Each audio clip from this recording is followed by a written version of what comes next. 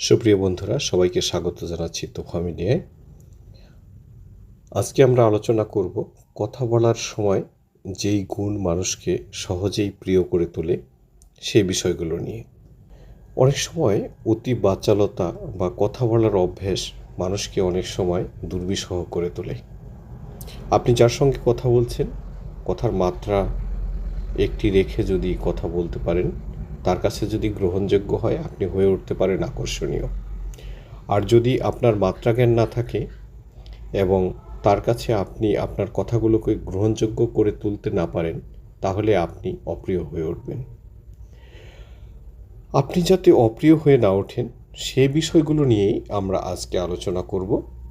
আপনি যখন অন্য কারোর সঙ্গে কথা বলবেন, তখন যেই বিষয়গুলো লক্ষ্য রাখবেন, এই লক্ষণীয় বিষয়গুলো নিয়েই আমাদের আজকের আলোচনা।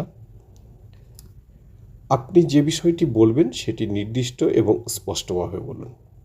স্পষ্ট ধারণা ঢালাওভাবে মন্তব্য করা মানুষকে আকৃষ্ট করে না।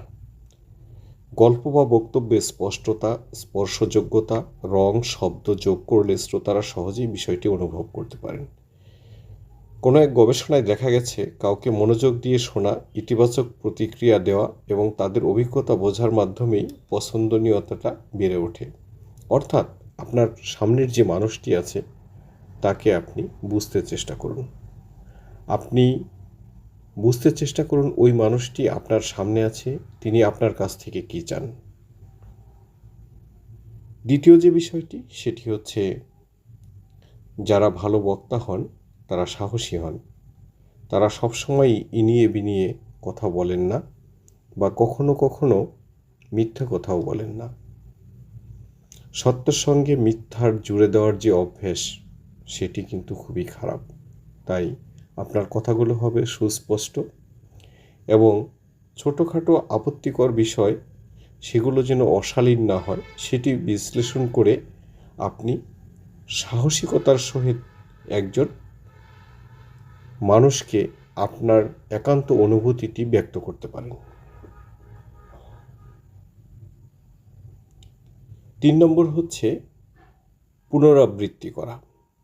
আমরা সঠিক সময়ে গুরুত্বপূর্ণ কথাকে পুনরাবৃত্তি করলে সেই বক্তব্যটি আরও শক্তিশালী এবং স্পষ্ট হয়ে ওঠে।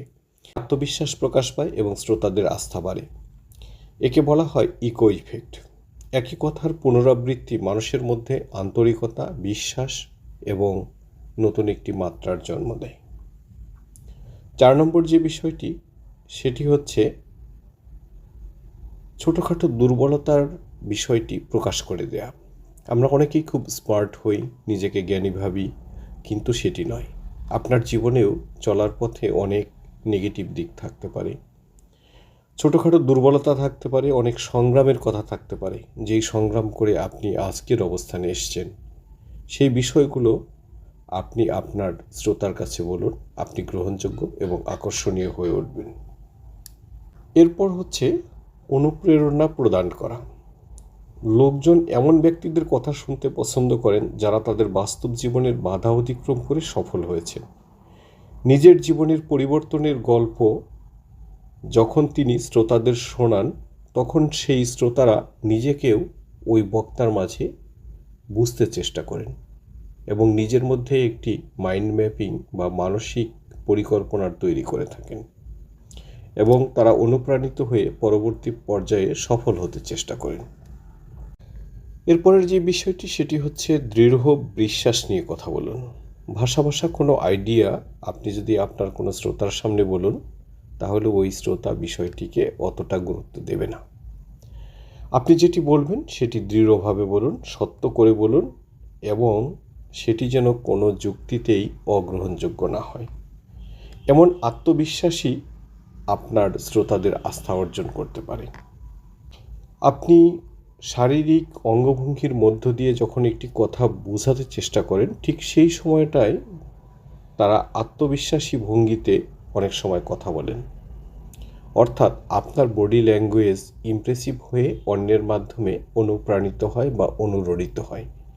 এই ক্ষেত্রে আপনাকে যেটি করতে হবে, শরীরী অঙ্গভঙ্গিটা গ্রহণযোগ্য অবস্থায় উপস্থাপন করতে হবে। আপনার অঙ্গভঙ্গি যেন অশালীন না হয়, অগ্রহণযোগ্য না হয়, কিংবা আপনার সামনে যিনি শ্রোতা আছেন তার কাছে কষ্টকর মনে না হয়। আরামদায়ক এবং খোলা ভঙ্গি মানুষকে আত্মবিশ্বাসী এবং গ্রহণযোগ্য করে তোলে। সুপ্রিয় বন্ধুরা, এই গুণগুলো থাকলে আপনি নিঃসন্দেহে আকর্ষণীয় হয়ে উঠতে পারেন এবং আপনার কথা বলার এই বিরল গুণগুলো আপনাকে সাফল্যের আরও এক ধাপ এগিয়ে নিতে পারে। আপনি সফল হন, থাকুন আমাদের সঙ্গে। ধন্যবাদ সবাইকে।